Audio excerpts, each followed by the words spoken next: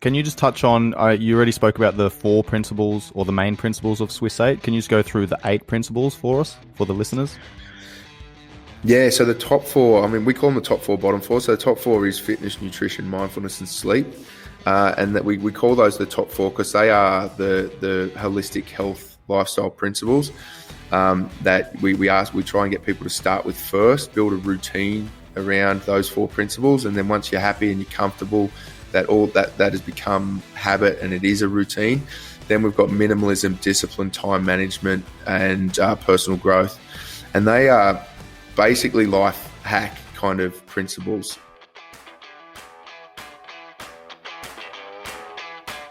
Yo, what is up, guys? Welcome to today's episode of the Live, Train, Perform podcast. I'm your host, Sean Kober. In today's episode, we are diving into the next principle of the Swiss 8 model. Now, Adrian opened the episode with the 8 principles of Swiss 8, which is a proactive mental health program developed by combat veterans for veterans transitioning to civilian life as well as general population to help structure and schedule in the important things of your day so it allows you to be better at life.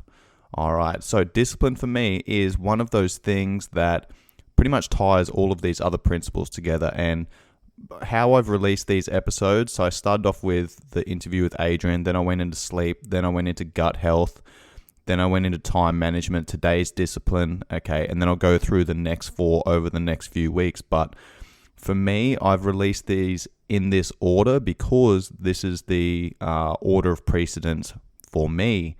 Okay, now every single person's going to be different and you need to understand what the most important thing for you is at the time. Now, of course, sleep is important, gut health is important, time management is important, all right? We're also going to cover off on fitness and minimalism and mindfulness and that type of stuff as well. But for me, discipline is the framework that everything else is built upon. So if you don't have discipline, then you can't build these habits and routines and structures around all of these other principles. So I could arguably put discipline as the number 1 episode, the first thing that needs to be developed before you can start developing principles around the other components. So let's get started on today's episode on discipline. Now, the last episode was all about time management. Okay, now time management is, of course, important, but you also need discipline to be able to allocate that time correctly and effectively and efficiently. So a lot of the previous principles that I spoke about in the time management episode are going to carry over into this episode. However, I will present it in a different light. Likewise with accountability. Okay, I have done an accountability episode. I've done a goal setting episode. I've done a hierarchy of value episode. Okay, the effect of your environment. All of these principles are important because they all play a massive part in your ability to build discipline. Let me give you an example of this. Okay, if you want to build discipline in a certain area of your life, like health and fitness, for example, let's use that simple example. I want to go to the gym 3 times a week. All right, now how do I build the discipline around that? Now, first of all, you need to have an underlying value. You need to be clear. You need to have clarity on why you want to go to the gym. Okay, it's not just about, I want to go to the gym, right? You need to know why you want to go to the gym.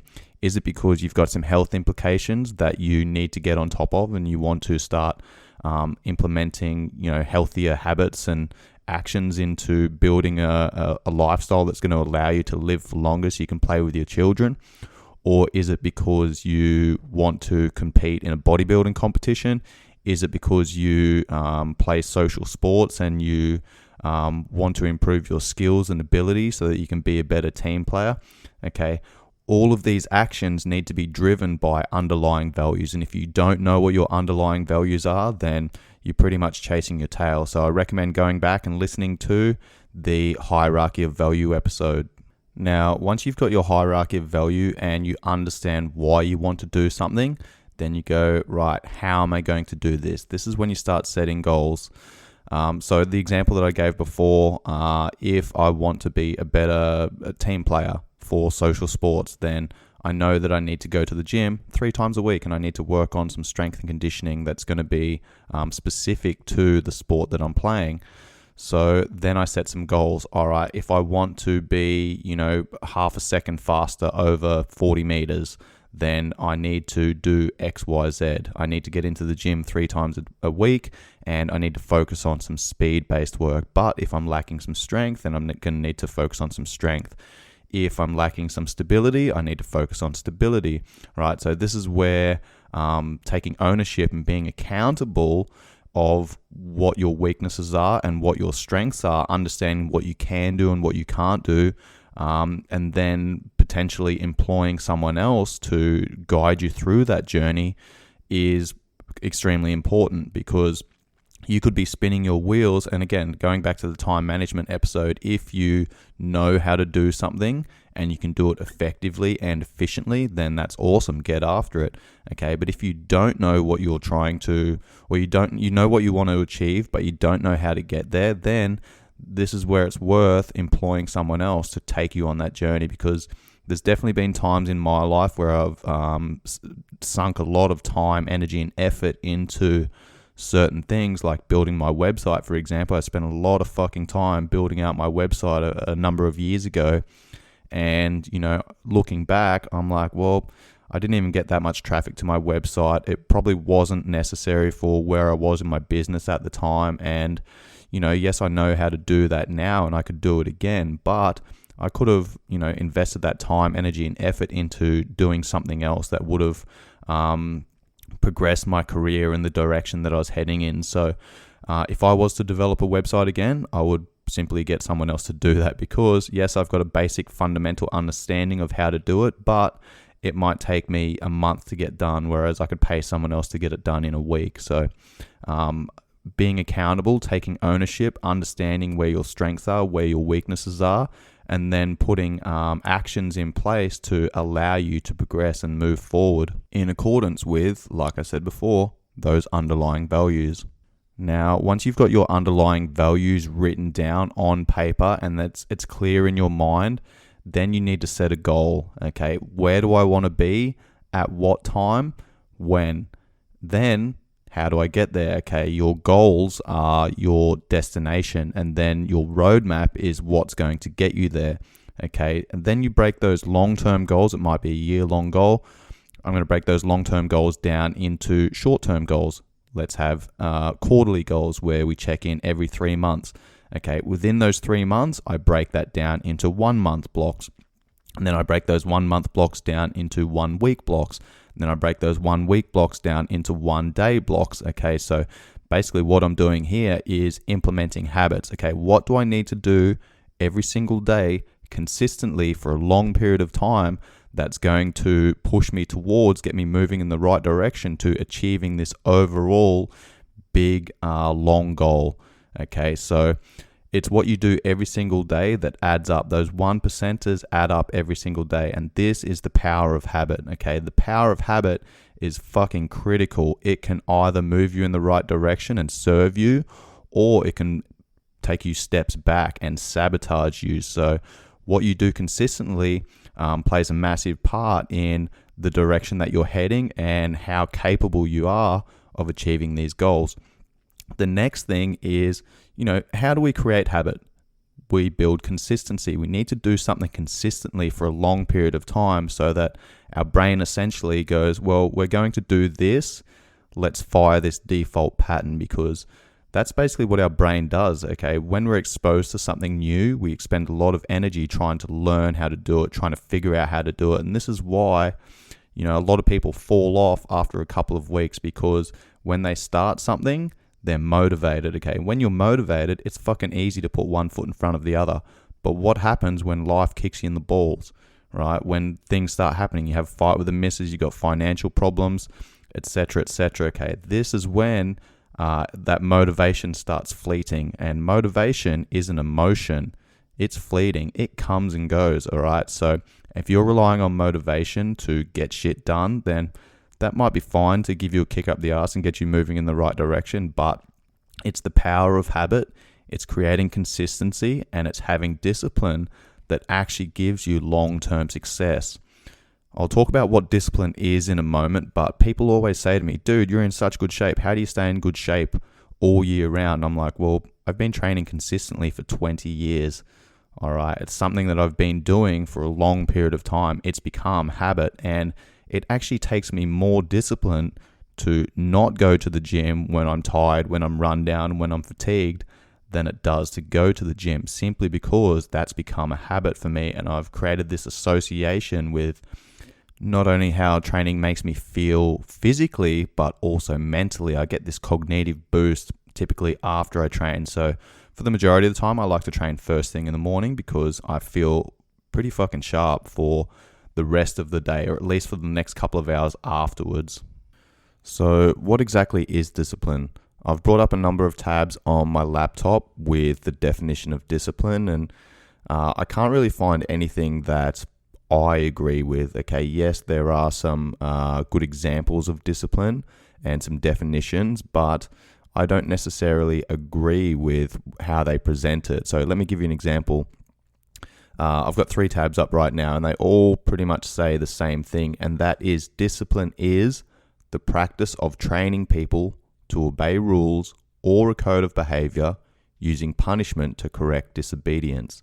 Okay, now for me, is that a part of discipline? Absolutely. Okay, but that is not necessarily what we should be looking at discipline as. Okay, if you're disciplining yourself and punishing yourself because you're doing things that you maybe shouldn't be doing, then that's not a good way of looking at discipline. Okay, discipline is doing things that you know you should be doing even when you don't feel like doing them. Okay, that to me is discipline. You're creating discipline around things that, stop you from self-sabotaging, and you're creating discipline around things that are helping you move forward. Okay, so you're creating discipline not because you fucking hate yourself and you want to punish yourself. You should be creating discipline because you love yourself and you care about yourself. All right, that is the difference. Now, there's many, many different types of discipline. We have external discipline and we have internal discipline. External discipline is driven by external forces, external factors.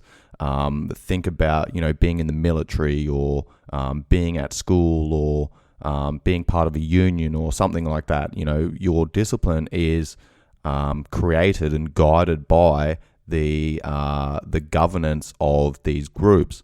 All right, but the internal discipline, for me, this is way more important. This provides you with your own rules and self-regulation. And consider this: if someone tells you to do something, yeah, you'll probably do it depending on what the punishment is or depending on what the results are going to be. Okay, but if you tell yourself to do something and you have a reason why, that is so much more powerful. So yes, external discipline is required at certain times, and this might be, you need your boss breathing down your neck to get a project in on time. Okay, but self-discipline is so much more powerful, so much more important. And this is where we start building these small things into our day-to-day. And an example of this is when I used to go traveling. I'd work for 8 or 9 months every year, and then my ex-girlfriend and I would go traveling for 3 or 4 months every year. And for me, people would say, dude, how do you stay in shape whilst you're on the road? And I created discipline around training, and I made sure that I got some training in at least every day or every couple of days. And I set some rules and regulations around it. And an example of this was, I wasn't allowed to drink alcohol unless I'd trained that day.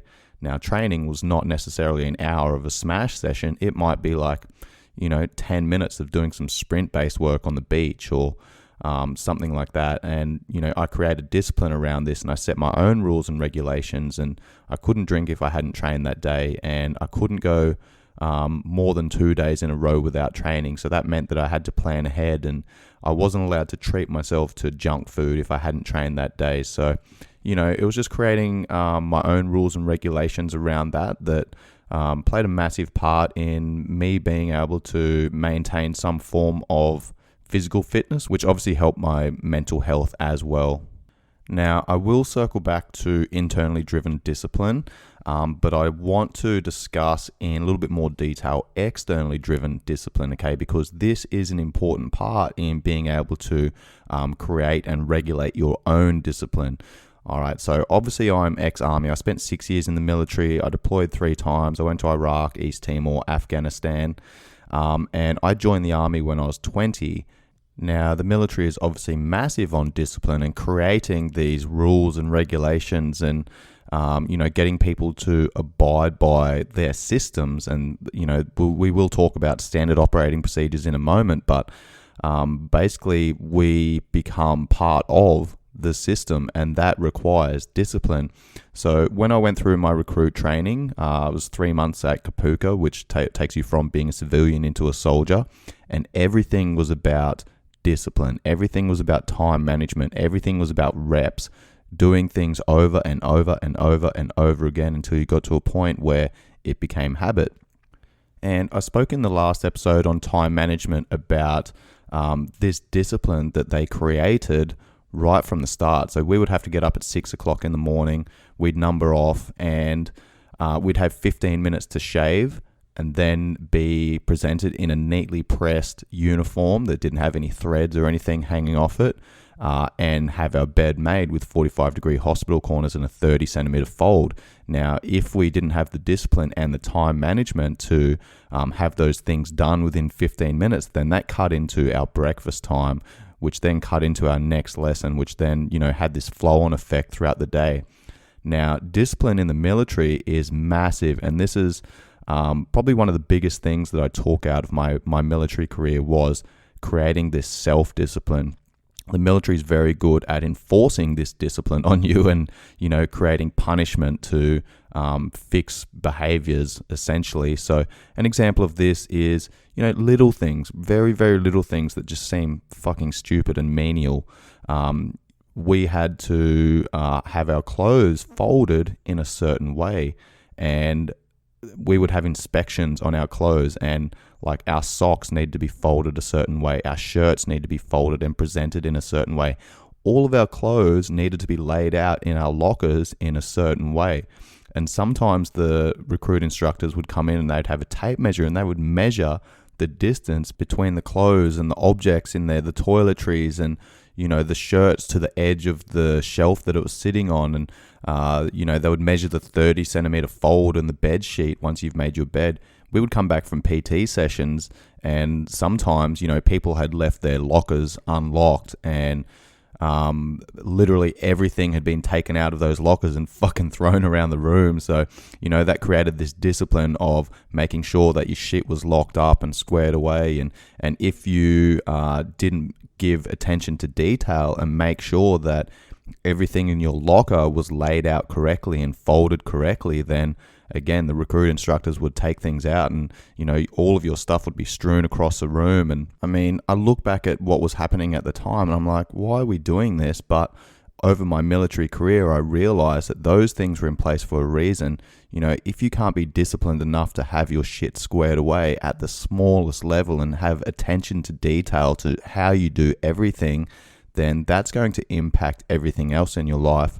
Another example of this is whilst we were still in Kapuka through that 3 months, transitioning from civilian to soldier, when we'd go out field, if one of our pouches on our webbing that carried all our ammunition and water and everything that we required to do our job as an infantry soldier, if one of our pouches was undone, the recruit instructor would pause you where you were. They would take out everything that was in that pouch and they would throw it as far as they could.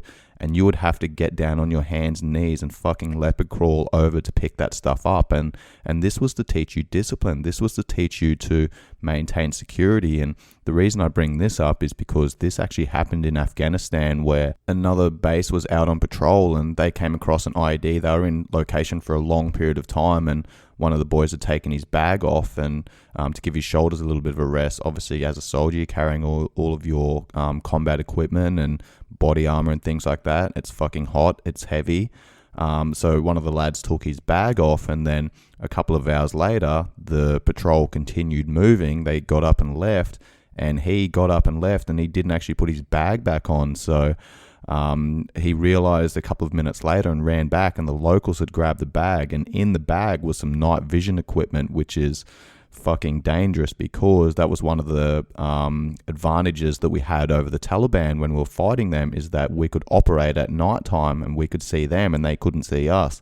Okay, now one of these NVGs was potentially going to fall into the hands of the Taliban, which would take away the advantage that we had of fighting at night time.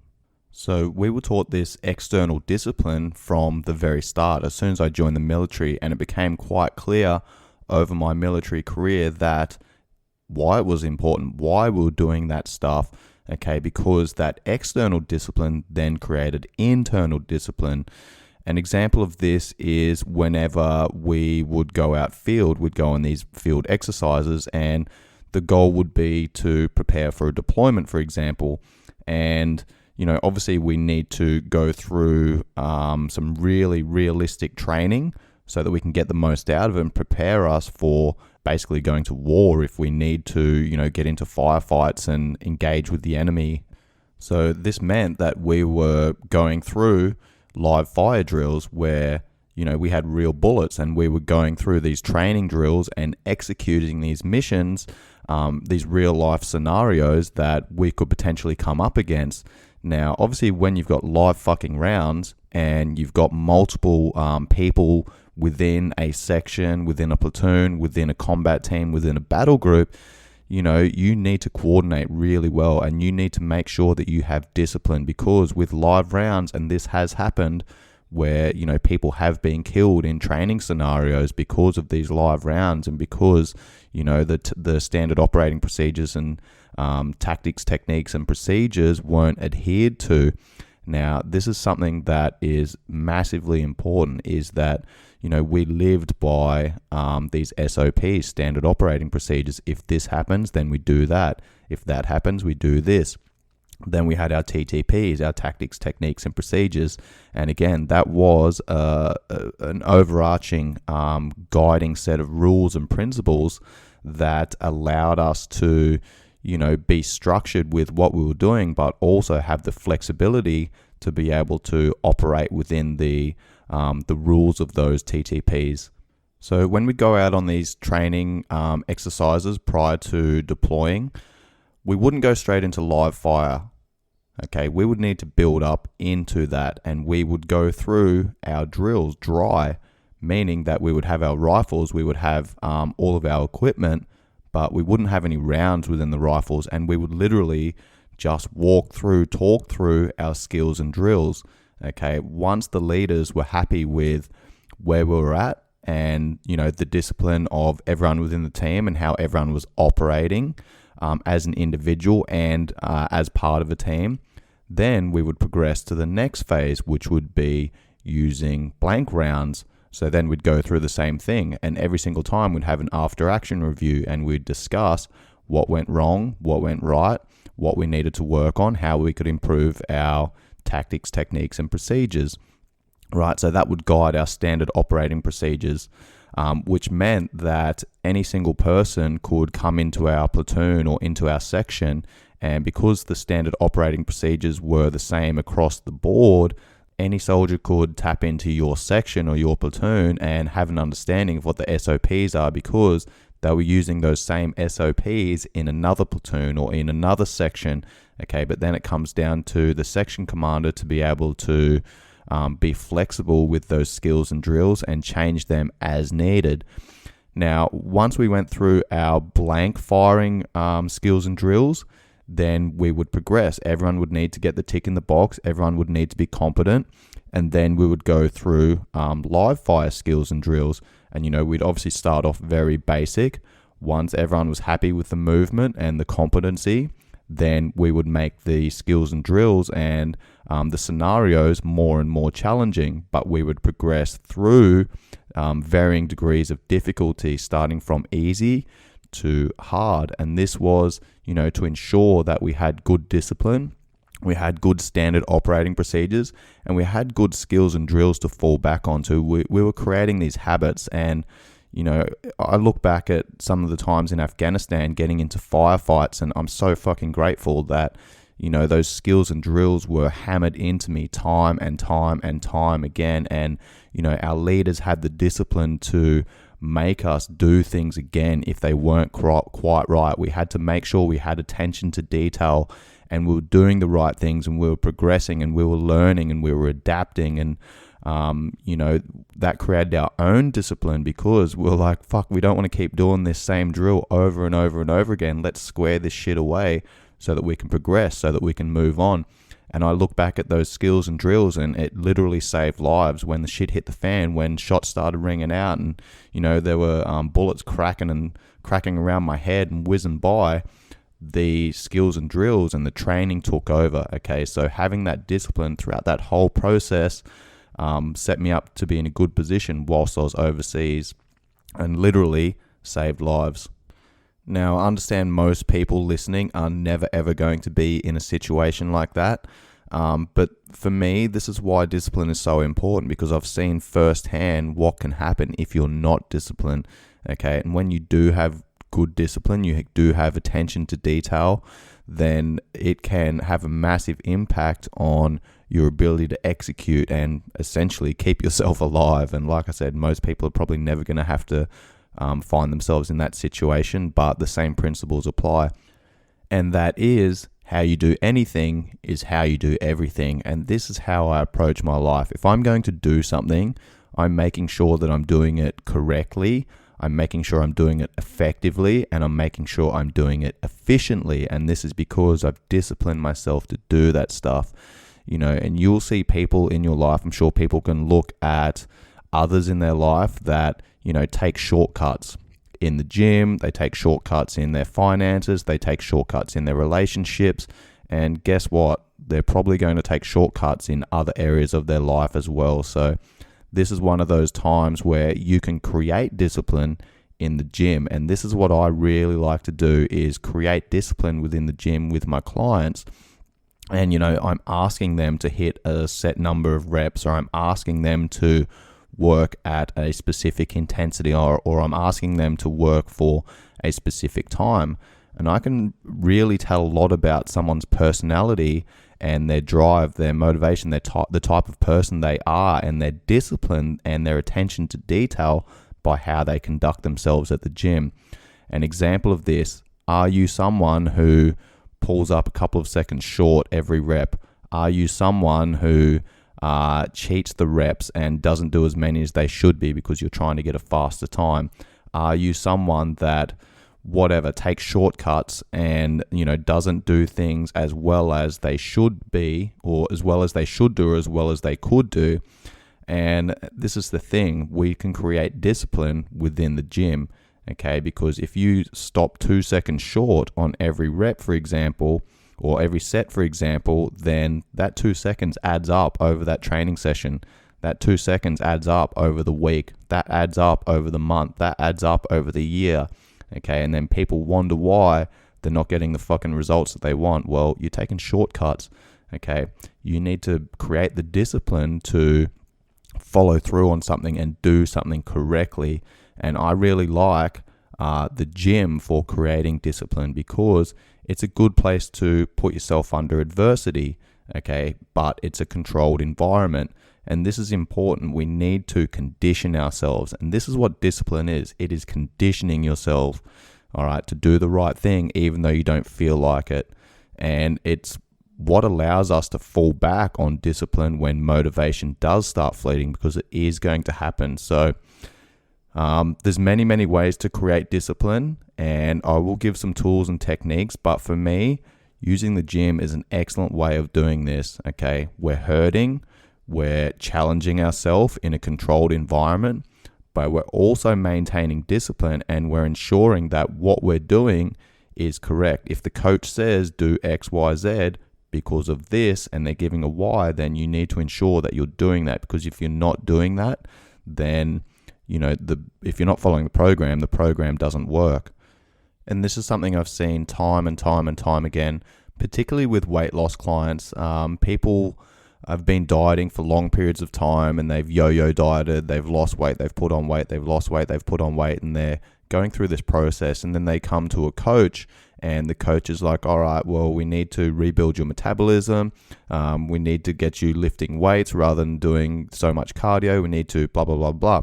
And they lay out a plan for these people, and it's really difficult for these people to discipline themselves to just do what the coach says, okay? Because they think they know what they need to do. Well, guess what? You don't fucking know what you need to do because you've been doing the same thing for the last 10 years and it's gotten you to the point where you're at right now. So, listen to the coach, create discipline around following the structured training program and nutrition protocol.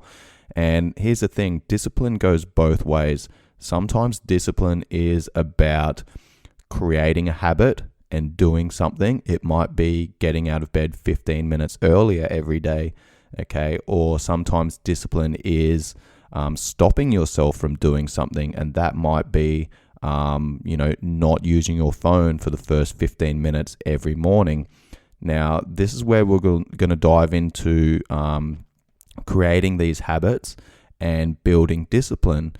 Every single person's going to be different here, okay? You need to look at your life and go, right, what's one thing that I can do or not do consistently over the next week to a month that's going to push me in the right direction or stop myself from sabotaging my efforts.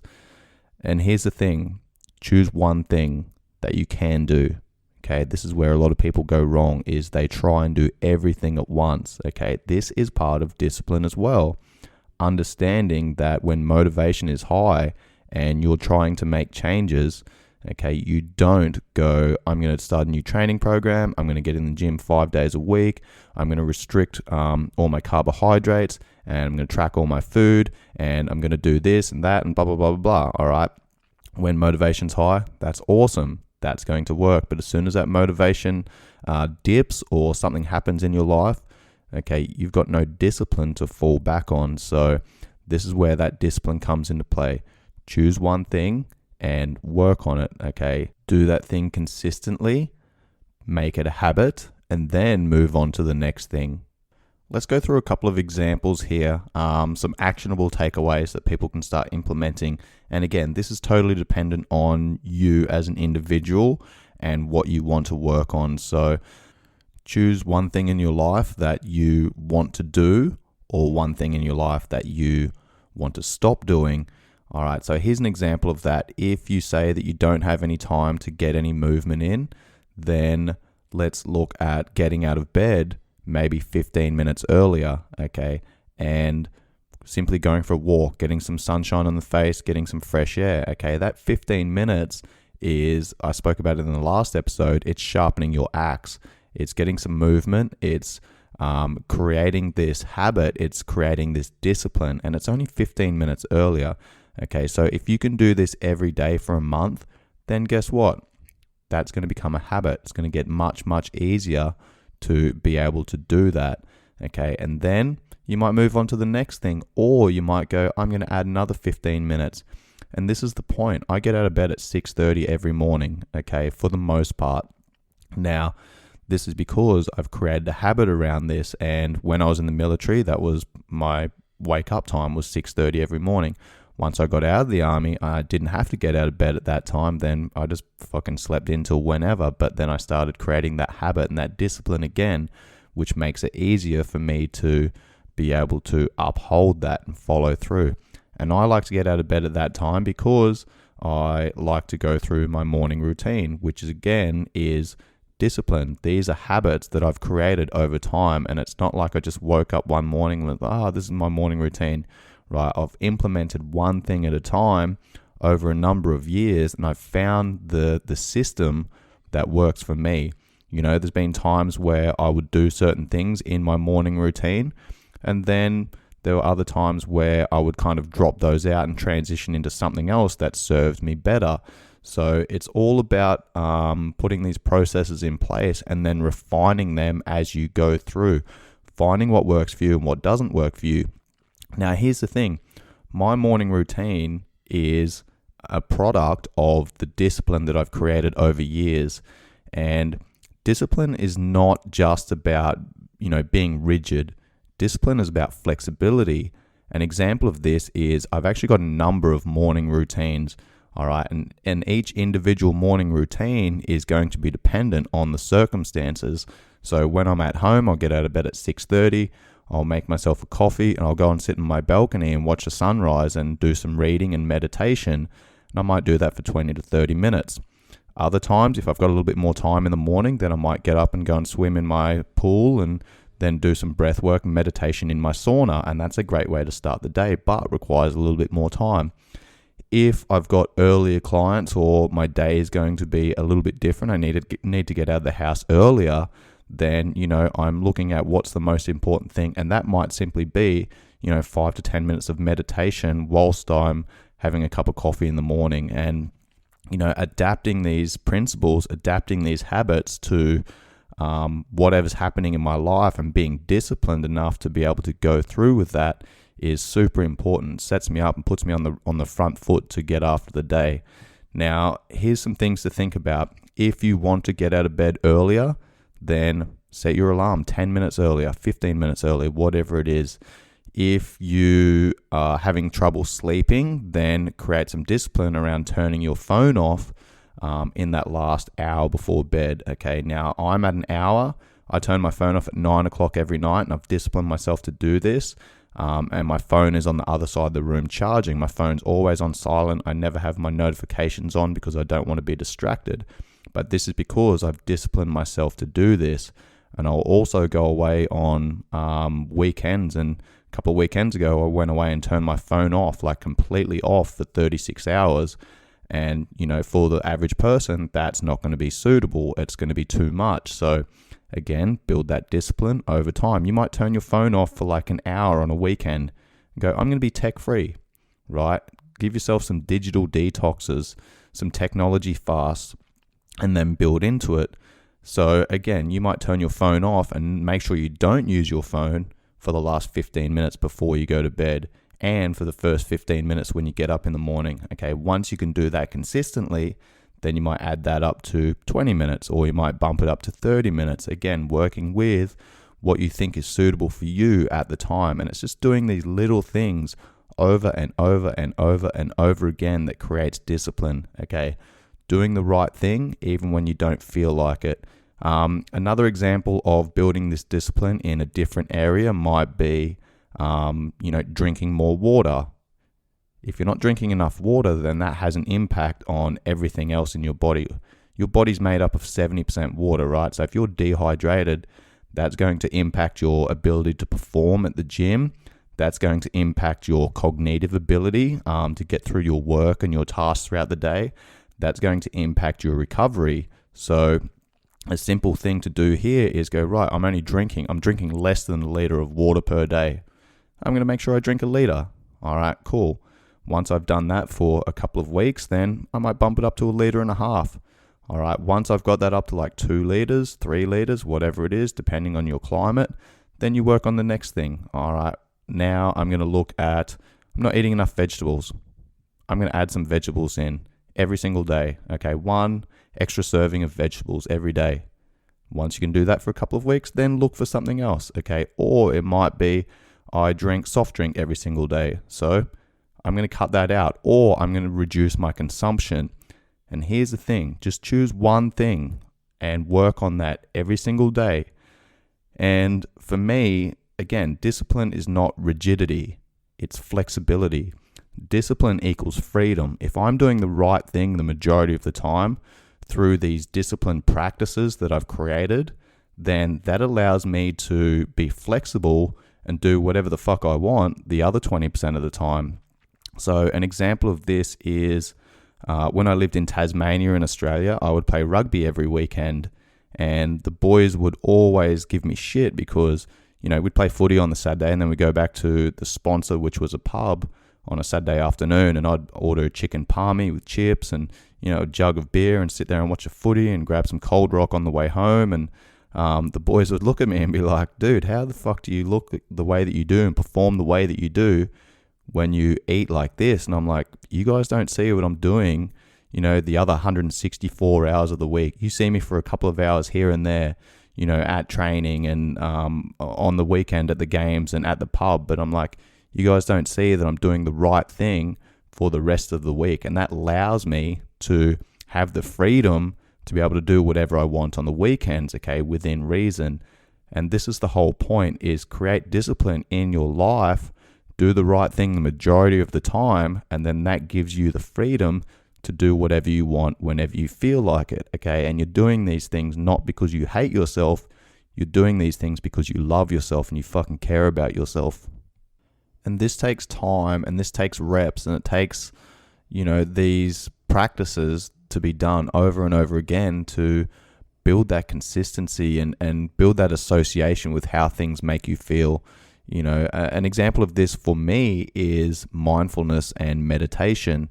All right, I dated a yoga teacher for like 5 years, and she was all into that spiritual side of things. And she tried to get me to meditate a number of times, and I wasn't into it at the time. I was like, no, I don't need that shit. That's fucking woo woo, right? But there have been times in my life where I've needed to do that, and I will talk about this in one of the upcoming episodes. It's actually the mindfulness episode, which will be coming up in the next couple of weeks. But I'll talk about my time in Afghanistan and, the mindset that I was going through and how I dealt with these situations where, I'd had teammates shot and, been in firefights and all of this type of stuff. And I was actually using meditation and mindfulness to help me get to sleep and manage my mind. Like I said, I won't go into too much detail here, but I didn't realize that I was using these mindfulness and meditation techniques whilst I was in Afghanistan. But then when I got back from Afghanistan, I got out of the army and I started dating this yoga teacher, and she was trying to get me to do this stuff. I was like, no, that's fucking woo-woo. I'm not into it. Okay. It wasn't until a number of years later, this was only a couple of years later, that I actually realized that I'd already been doing mindfulness and meditation. I just didn't know it, okay? And this is where it comes down to reframing and repackaging certain things. And I saw the benefit in how it created change in my mindset and how I thought about things. And this is now a daily practice that I implement every single morning. And also when I go to bed is some form of mindfulness or meditation or breath work, call it whatever you want. And this is because I saw the benefit in it. And once you start seeing the benefit in something, then it's much easier to implement these and make them habit and create discipline around these things. And again, I struggled to go through the meditation, mindfulness stuff initially because I didn't really believe in it.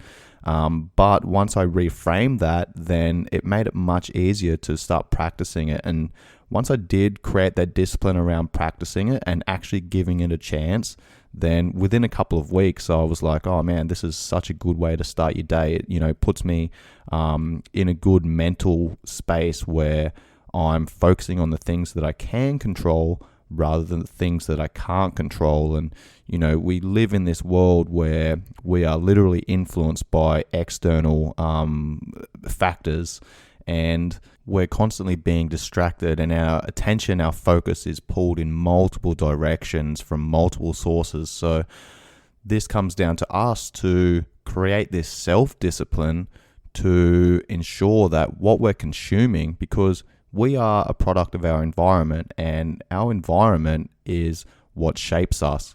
However, we also shape our environment. So, if you're constantly distracted, you're constantly being pulled in multiple directions from external sources, and you're always procrastinating, well, this is where you need to start building some self-discipline. Okay, give yourself some rules and regulations and start implementing these things one thing at a time. Once you tick off one thing and you can do that consistently for a month, then add something else.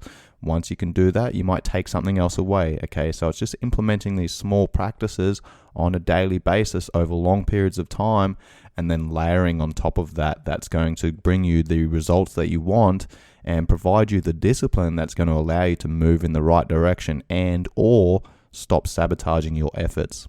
Now, I'm going to start bringing this session home by saying that your ability to build discipline is relative to your experiences and your capabilities.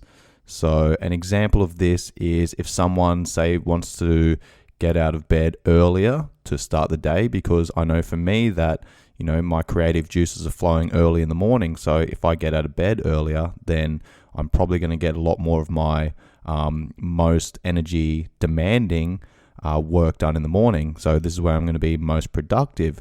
All right. But if I get out of bed an hour earlier than I am at the moment, going from 6:30 to 5:30, that's probably going to be too much for me. So I'm going to build that, and I'm going to get out of bed at 6:15.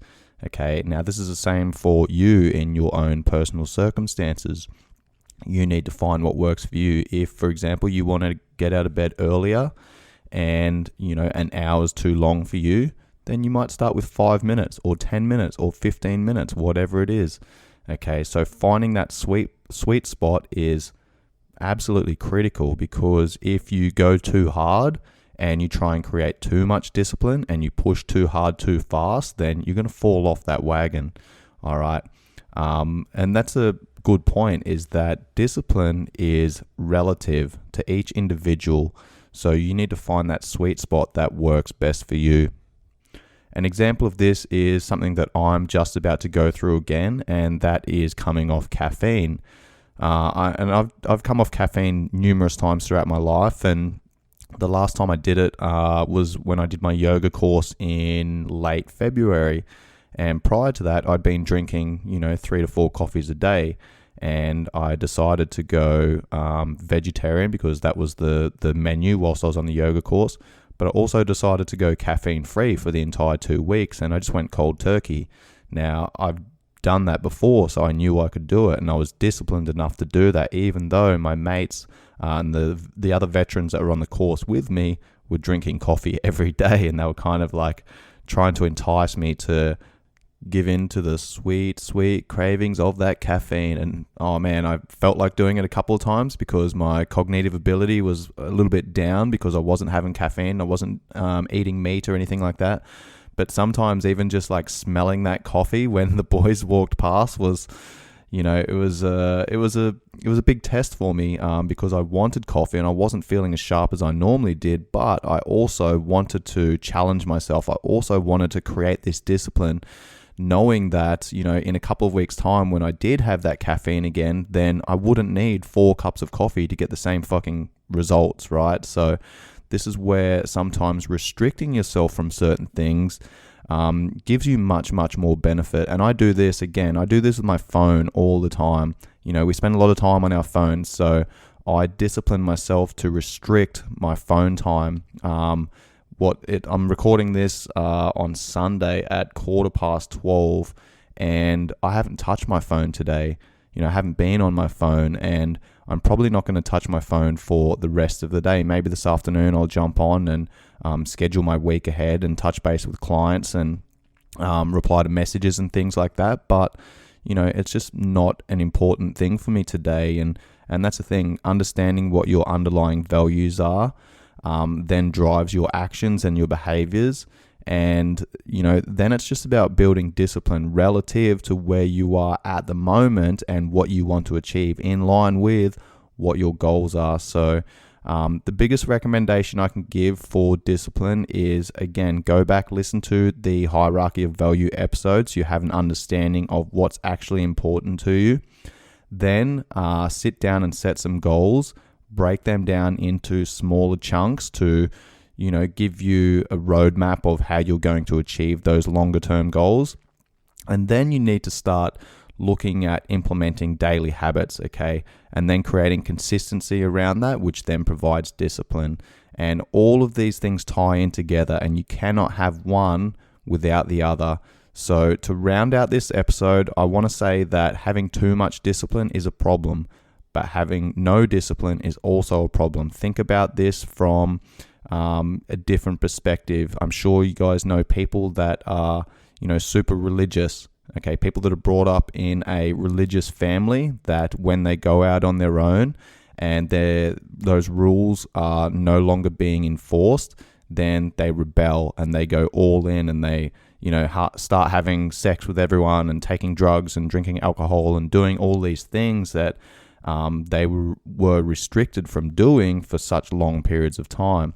All right. Now, it's the same on the other end of the spectrum. If you don't have any discipline, then, you're always going to be sabotaging yourself. You're always going to be acting upon impulses. You're always going to be kind of floating and being pulled in different directions by your external environment because you don't have those underlying values and you don't have that discipline to understand the difference between what's serving you and what's sabotaging you. So striking that balance of having enough discipline to achieve the things that you want to achieve without sabotaging yourself, and having enough flexibility and freedom to do the things that you want to do whenever you want to do, that's a good balance to find. And it's a constant work in process, and it's something that I'm still working on and I will continue to work on for the rest of my life. So finding that balance for you is going to be a little bit of a trial and error process, and you need to figure out what's going to work best for you relative to your circumstances. That's it from me today, guys. Hopefully you enjoyed this session on discipline. The next episode, we are diving into fitness, which is obviously my passion. I fucking live to coach other people and I love what I do. If you guys like what I'm doing here and you enjoy the message and you're taking some good actionable takeaway advice from this, please make sure you pass this on to friends and family. And I always appreciate 5-star ratings and reviews. Much love, guys. Peace. The Western world is in the middle of a mental health crisis, and our veterans have taken action.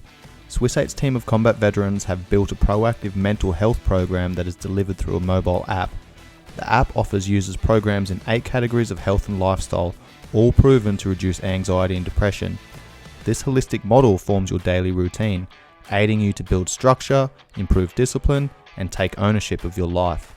Once these habits are formed, the app will teach you new skills that can form identity, purpose, and encourage physical interaction to rebuild your tribe and reduce isolation.